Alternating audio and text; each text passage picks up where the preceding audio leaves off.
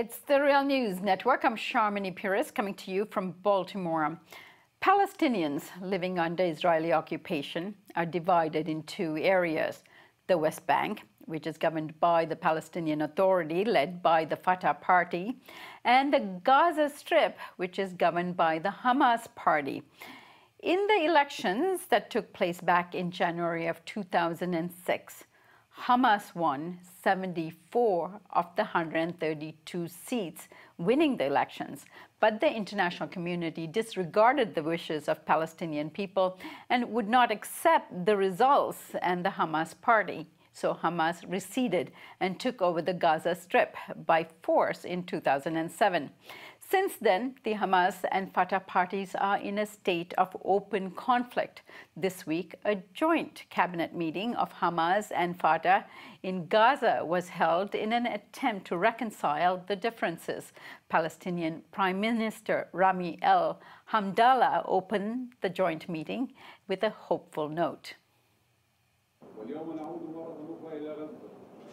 Today we are back again in Gaza to overcome all the obstacles and open the door for hope, will, and unity, and to give the government of national consensus the chance to assume all its responsibilities in the southern governance, in all sectors, side by side, and with all the Palestinian parties. Here to analyze the significance of this meeting is Daoud Kuttab. Daoud Kuttab is an award-winning Palestinian journalist and former Ferris Professor of Journalism at Princeton University. He is a columnist with Al Monitor. Thank you so much for joining us today. Thank you for having me. So, Daoud, let's begin with the Hamas party, who canceled their administration in the Gaza Strip as a gesture of reconciliation and are openly calling now for a reconciliation and for an end to the rift between the two parties. Is Fatah reluctant, and why has the President Abbas not already accepted this move of reconciliation? Well, he has accepted it publicly. He hasn't come to Gaza yet. But Mahmoud Abbas basically put down three conditions, and Hamas accepted the three conditions for a number of regional reasons or reasons having to do with Hamas itself. But the fact is that they accepted unconditionally the request by Mahmoud Abbas. And now the government of Mahmoud Abbas is in Gaza to take over the cabinet, the different posts, and to unify the government, because right now, until now, we had two governments, two laws, two systems, and now we are hopefully coming back to a single unified government that runs both Gaza and the West Bank. I think the key issue still is the border crossings, and if the Hamas, as they've said, are willing to allow the presidential guards to take over especially the Rafah crossing with Egypt, then I think that would open up the chance for Mahmoud Abbas to come into Gaza and visit. And what are the three conditions that he laid down as a precondition to these reconciliation talks? Yes, they were asked to dissolve what is called the administrative committees, which is a kind of a shadow cabinet.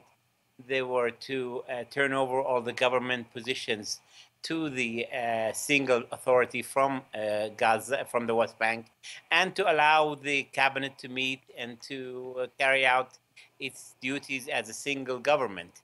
And these are the conditions that Hamas accepted unconditionally. And so these are peculiar conditions where Hamas is accepting the conditions laid before them without much resistance. Why is this taking place? A number of regional changes have happened that weakened Hamas. Hamas had this stronghold in Syria and Iran, and Hamas took a different position from Bashar al-Assad and the Iranian government, so that lost them Syria and Iran. They also lost their allies in Egypt when the Muslim Brotherhood were kicked out by the army. And recently, the Qatari Saudi conflict has meant that Qatari could not continue to fund them. And so they found themselves orphans, if you will, without much sources of funding. So they needed to get back to their fellow Palestinian brothers. Right. Now, recently, the U.S. President Trump hinted that he's about to present a new peace initiative. If the Palestinian parties and a unity government is formed and announced, will this undermine the Palestinian position as far as these negotiations are concerned? That's clear. I mean, it will strengthen the Palestinian position. And by strengthening the Palestinian position, if you will, it might make it more difficult to accept surrender to the American Israeli Zionist plan. But I think the Palestinians can now speak with one voice and a stronger way. Now, if that will weaken the possibility of a dictate by Washington, then so be it. But I don't think it will weaken the Palestinian position, but it might increase the chances that the Palestinians would reject a bad deal that would be offered by the likes of Kushner, Greenblatt, and David Friedman, who have all shown much more bias towards the Israelis than being a neutral, peacemaker. Right. And then the obvious question is, if there is a unity government formed and there seems to be a greater unity and harmony and reconciliation between Fatah and Hamas, will this obviously make things uneasy for the Israel government? And in these kinds of situations, they always try to disrupt any harmony by attacking Gaza or creating some disruption to the process. Would you expect that? Well, the Americans and the so-called quartet, which is the EU, Russia, the UN, and the US, issued a statement almost simultaneously with the beginning of this process, supporting the reconciliation. So I think Netanyahu and his government took a few days off and they didn't attack what was happening. Today, unfortunately, this quietness ended because Netanyahu made a very strong statement saying that the unified Palestinian government must recognize Israel and must recognize the Jewish state, Israel as a Jewish state, which is something that Abbas has never accepted, or most Palestinians. So it's clear that the Israelis, the honeymoon, the two-day honeymoon is over, and they're already starting to create obstacles to the reconciliation process.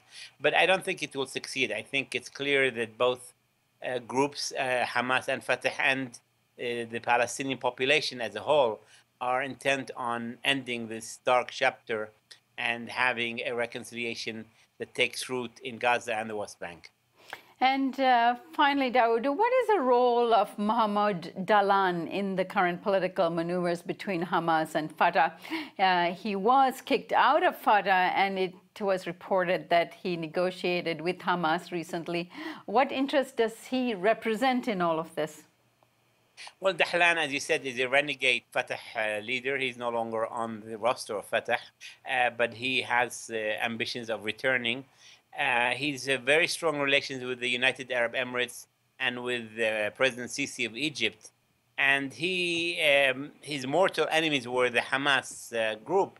But for some reason, because he's dying to come back, has opened up a dialogue with Hamas, something that really angered even more President Abbas.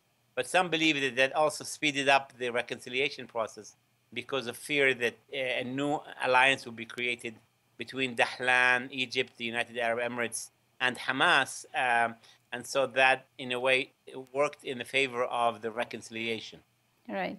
Daoud, just one more. In April of 2014, when Fatah and Hamas declared a temporary unity government in order to hold democratic elections, that process was stopped with a brutal Israeli invasion, first of the West Bank and then Gaza.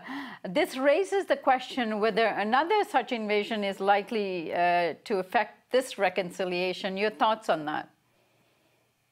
It's not clear. I think the process now seems to be much deeper and much more serious. I think the role of the Americans and the UN and even the Russians is much more serious this time, and I don't think the Israelis will anger the Americans too much at this time. So I think unless something major happens, we will. I think it will proceed positively. We're also supposed to have within 3 to 6 months new elections for parliament and for presidency. And so it's a very important process to continue and to give legitimacy to the newly elected, hopefully, government, and to give people some relief. You know, one of the reasons why everybody, certainly the Americans, and to some degree even the Israelis, want this process to succeed is because Gaza is, is about to explode. And unless this happened, there was real danger that there will be another explosion in Gaza, and everybody will suffer as a result. So I think deep down, the Israelis also understand that Gazans need relief, both economically, electricity needs to be back up, people need to find jobs, and people need to get the emotional relief of some kind of a positive future. Otherwise, there would be real violence, and nobody would be happy with that. Okay. And Daoud, what is the status of the one-state or two-state solution to the conflict in Israel? Where are things at? Well, the U.S. under Trump has yet to accept publicly or to even utter the words two-state solution, so we don't know where the Americans stand on this issue. In his last speech at the UN General Assembly, President Abbas concluded his speech by saying that we want freedom, and if the two-state solution will not work out, we will ask for equal rights in one state.